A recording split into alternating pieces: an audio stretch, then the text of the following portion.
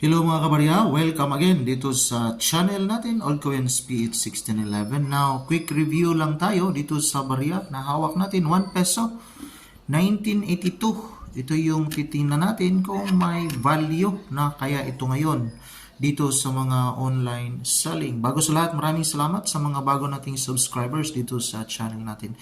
At sana patuloy pa rin kayong manonood sa iba't iba naman nating mga coin review. Now, 1982, pero yung barya na na-produce nito, may year from 1975 to 1982. So, 1 peso yung value sa baryang ito. Now, demonetize na ito from January 2, 1998. Wala na po ito sa circulation sa ngayon. Now, diretso na tayo dito sa kaniyang value quotation base sa mga sources natin. Dito tayo sa paborito nating source dito sa in.nomista.com kasi palagi po ditong nag-update sa kaniyang mga value quotation. So ito yun, 1 peso, pero yung barya natin na hawak is 1982. So dito tayo sa barya na 1982. So from 1975, may 1982. Ito yung panghuli. Tatlong klase na 1982, pero ang hawak natin, ito lang yung 1982 na rounded 8. Yung isa, yung oval, wala tayong hawak, at saka yung Franklin Mint. Yung Franklin Mint, ito yung may mataas na value sa ngayon kasi maliit lang yung kanyang frequency, 0.8%. While yung isa naman is 5%. Pero yung hawak natin is 31%. Ibig sabihin marami na na-produce. Ito yung 52,110,000. May value dito si in.nomista, very good, 11 pesos. Yung pinakamataas naman niya is 61 pesos.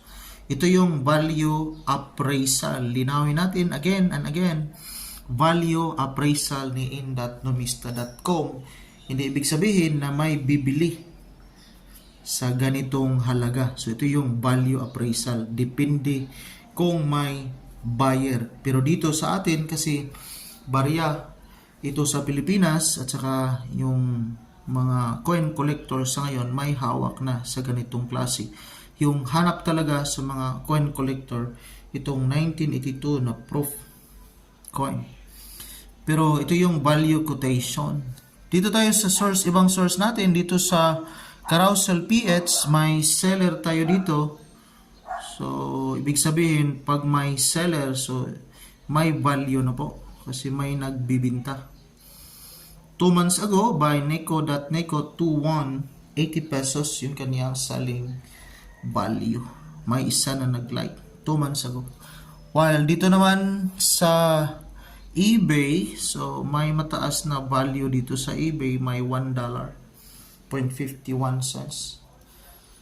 So, umabot ng 75 pesos yung selling value dito sa eBay. So, may nagbibinta na rin sa ganitong klase. So, ibig sabihin, may value. Again, depende pa rin sa quality sa mga barya na hawak natin. Baka may barya kayo na hawak na ganito, kilatisin lang po, baka may good quality, may value na rin po. So mga nagtatanong paano maibenta yung mga barya nila, so tiyaga lang po. Try ninyong i-post sa mga Facebook page nyo or mag-join kayo sa mga Facebook coin groups at doon kayo, pag na-accept kayo, doon po ninyo i-post yung mga barya na hawak nyo. Baka may tsamba na magka-interest sa mga hawak nating barya. Maraming salamat and enjoy your day.